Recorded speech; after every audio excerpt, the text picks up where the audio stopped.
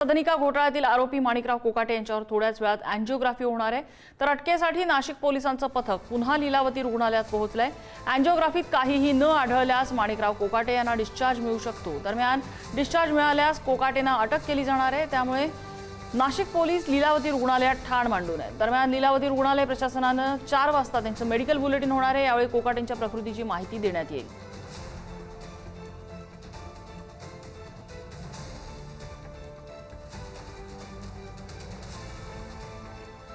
18 डिसेंबरला रात्री 9:15 वाजता नाशिक पोलीस रुग्णालयात दाखल झाले।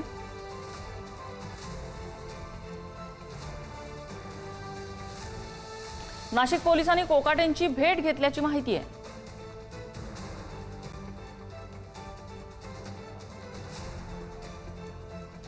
कोकाटेंवर उपचार करणाऱ्या डॉक्टर्सनी पोलिसांना जबाब दिला। पोलिसांनी त्यांचा जबाब नोंदवला। आतापर्यंत केलेल्या उपचाराची माहिती पोलिसांनी डॉक्टर्सकडून घेतली।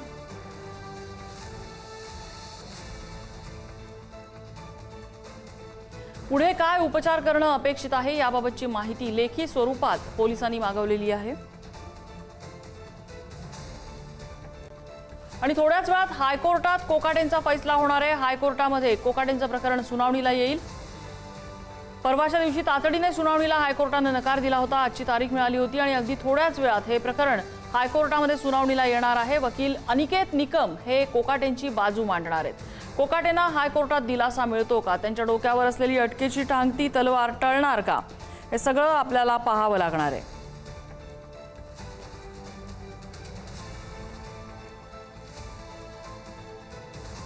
माणिकराव कोकाटे यांना नाशिक जिल्हा सत्र न्यायालयाने 2 वर्षाच्या कारावासाची शिक्षा सुनावलेली आहे आणि त्यामुळे कायद्यानुसार त्यांची आमदारकी रद्द होऊ शकते। त्यांचा मंत्रिपदाचा त्यांनी राजीनामा दिलेलाच आहे आणि त्यांना अटक होऊ शकते। मात्र सध्या ते लीलावती रुग्णालयात आहेत, त्यांच्यावर अँजिओग्राफी होणार आहे।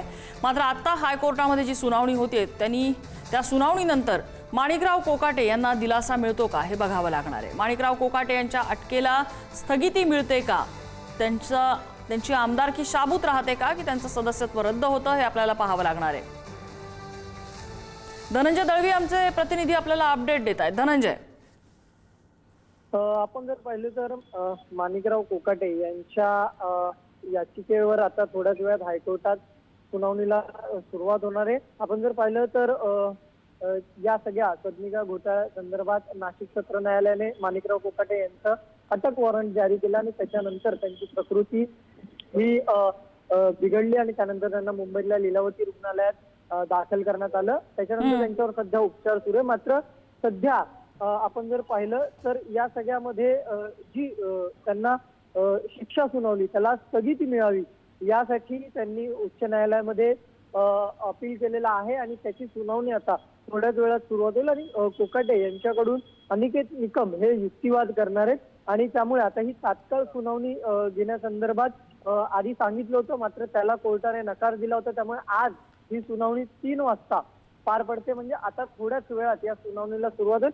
आणि त्यानंतर उच्च न्यायालयाचा जो निकाल येईल या सुनावणीमध्ये तो पाहणं अत्यंत महत्वाचं असणार आहे। कारण की या सुनावणीमध्ये उच्च न्यायालय नेमकं त्यांना दिलासा देते का हे पाहावं लागेल। जर त्यांना दिलासा मिळाला नाही तर नाशिक पोलीस जे सध्या लीलावतीमध्ये माणिकराव कोकाटेंच्या सोबत आहेत ते त्यांना अटक करू शकतात। त्याचबरोबर रुग्णालयाचा नेमका काय अहवाल येतोय त्यांच्या प्रकृती संदर्भात, कारण की थोड्या वेळापूर्वी त्यांची एंजिओग्राफी जी आहे ती सुद्धा करण्यात आलेली आहे। त्याचा नेमका रिपोर्ट काय येतोय ते सुद्धा पाहावं लागणार। कारण की 4 वाजता मेडिकल बुलेटिन म्हणजेच डॉक्टर जे आहेत ते या सगळ्या संदर्भातली माहिती ही पत्रकारांना देणार आहेत। त्यामुळे 4 वाजता त्यांच्या रिपोर्टमध्ये नेमकं काय आहे हे सुद्धा कळणार। त्यामुळे एकंदरीत सुनावणीकडे सगळ्यात पहिलं महत्वाचं लक्ष असतं उच्च न्यायालय त्यांना दिलासा देतंय का हे आपल्याला बघावं लागणार आहे। धन्यवाद धनंजय या सगळ्या माहितीबद्दल। दरम्यान